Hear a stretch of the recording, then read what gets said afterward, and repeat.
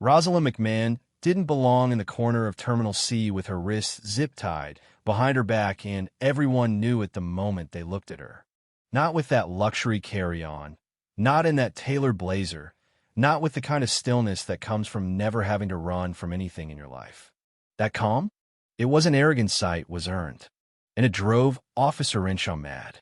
She was just sitting there, legs crossed, chin slightly lifted, like she was waiting for a table at some uptown bistro, not detained on cold linoleum while people whispered.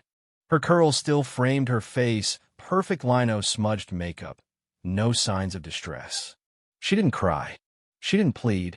She looked at Renshaw like she already knew his type by the way he said her name. Renshaw had done this job for over 2 decades. He'd seen fakers, seen the nervous liars, seen the types who thought a designer bag could buy them a pass. But Rosalind? She stepped off a first-class flight like she owned the air, not borrowed it. A Louis Vuitton weekender, a nose ring, that quiet kind of wealth, you know the kind. It smells like old money and generational confidence. "Where you coming from?" he asked, leaning in too close. She blinked once, slow. "Atlanta." That was it. One word, full of power, like she didn't need to explain a damn thing. He hated that too. When he asked what brought her to L.A., she barely moved her lips. "Visiting someone," she said. That was the moment it got personal. He thought, boyfriend? Parent? The word parent hit a nerve. Renshaw never met his dad. His mom raised him with fists, not lessons. Order, to him, came from control. Rosalind had a different kind of order, measured, elegant, untouched by fear. So when she reached in her coat to get her ID, he didn't think, barked, "Hands where I can see them," then twisted her wrist behind her before she could speak. The terminal gasped. Phones came out. A teen hit record. Someone whispered. She didn't even do anything. Rosalind barely flinched. "Officer," she said calmly, "if you'd allow me to get my phone, I'd like to make a call." He scoffed. This ain't a hotel lobby. But he'd already lost, because the second phone, the one tucked in her carry-on, was already buzzing.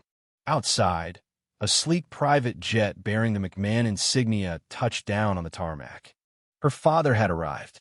Douglas McMahon did not do public scenes.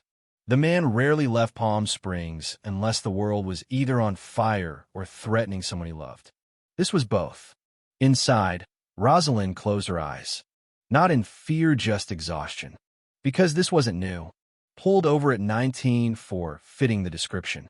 Watched in her dorm parking lot at 21 because a black girl in a Benz had to be questioned. Even last year, in her own boardroom, someone asked if she was there to take notes. The terminal doors flew open. A woman in heels stormed in, press badge swinging, voice sharp. "Do you even know who you're detaining?" she snapped. "That's Rosalind McMahon, daughter of Douglas McMahon, CEO of Sky West Air." The name hit like a dropped suitcase. One by one, heads turned. Whispers. "Weigh that, McMahon." Then came the shift, the heavy silence. And then Douglas walked in. He wasn't tall like buildings. He was tall like old trees, quiet, commanding, the kind of presence that made people move without knowing why. He didn't yell. He didn't run. He just walked straight to his daughter. Renshaw tried to stand his ground. "Sir, this is a matter of security." Douglas turned his head slowly, voice calm and final. "Unhand my daughter." No yelling. No drama. Just truth. And Renshaw hesitated because he could feel the power shift, and for the first time in his career, he didn't know what would come next. "She was behaving suspiciously," Renshaw mumbled. Douglas didn't even blink. Instead, he knelt beside Rosalind, brushed a curl from her forehead. "You hurt?" "No, Daddy," she whispered. "Just tired of this." He stood and turned to the room. "My name is Douglas McMahon," he said, voice steady. "CEO of McMahon Aviation. My daughter was a first-class passenger on one of my aircraft. And you," he pointed straight at Renshaw, decided that wasn't acceptable. "I didn't know," Renshaw started. "That's the problem," Douglas cut in. "You didn't need to know. Her humanity should have been enough." A supervisor rushed in, babbling apologies, trying to salvage the mess. Douglas didn't even look at her. "She stays right here," he said, "until those restraints come off." Renshaw fumbled with the zip ties. His hand shook. When they finally snapped, Rosalind flexed her wrists with a calm that cut deeper than any scream. Douglas placed a hand on her shoulder. "We didn't realize," the supervisor stammered. "I know," Douglas said, ice in his voice.